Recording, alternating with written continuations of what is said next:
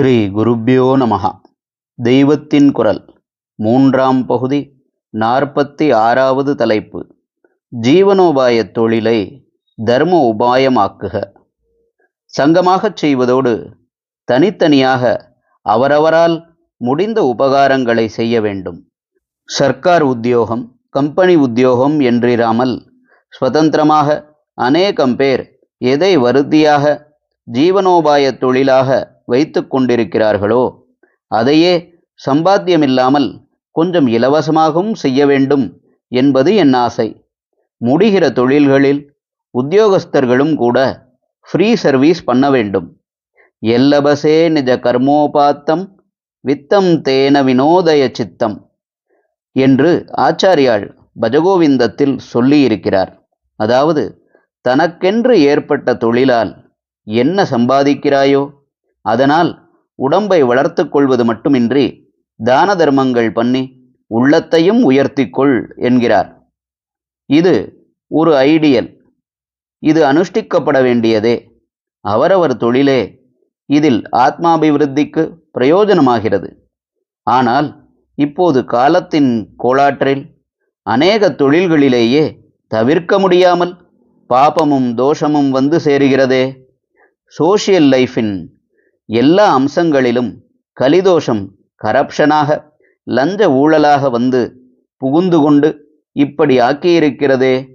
இப்படியாக சம்பாதித்த திரவியத்திலேயே தோஷமும் கொஞ்சமாவது ஒட்டி கொண்டிருக்கிற போது இந்த திரவியத்தால் தான தர்மம் செய்துவிட்டால் மட்டும் போதுமா? அதுவே டெயின்டட் மணியாகவும் கொஞ்சமாவது இருக்கிறதே. ஆச்சாரியால் அருள் மனசோடு உனக்கான தொழிலை பண்ணுவதில் சம்பாதி, அதிலே தப்பு இல்லை.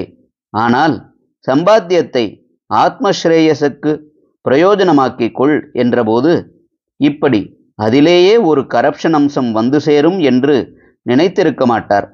இந்த தோஷத்துக்கு எனக்கு ஒரு பரிகாரம்தான் தோன்றுகிறது.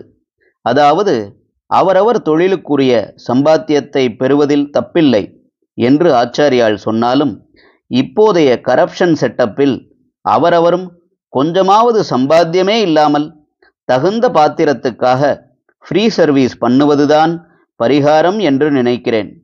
தொழிலால் சம்பாதித்து அப்புறம் அந்த சம்பாத்தியத்தால் தான தர்மம் பண்ணுவதோடு கூட தொழிலையே சம்பாத்தியம் இல்லாமலும் கொஞ்சம் இலவசமாக செய்ய வேண்டும் என்கிறேன். ஒரு தொழிலில் ஏற்படுகிற கரப்ஷன் களங்கத்துக்கு பிராயச்சித்தமாக அந்த தொழிலையே தான் கொஞ்சம் தியாகமாக பரோபகாரமாக செய்ய வேண்டும் என்று நினைக்கிறேன். கரப்ஷன் சம்பந்தமே இல்லாமல் சுத்தமாக தொழில் செய்கிறவர்களும் அதை ஓரளவாவது திரவிய லாப அம்சமே கலக்காமல் உபகாரமாக பண்ணினால் அத்தனைக்கத்தனை புண்ணியந்தான். ஹரஹர சங்கர, ஜெய ஜெய சங்கர.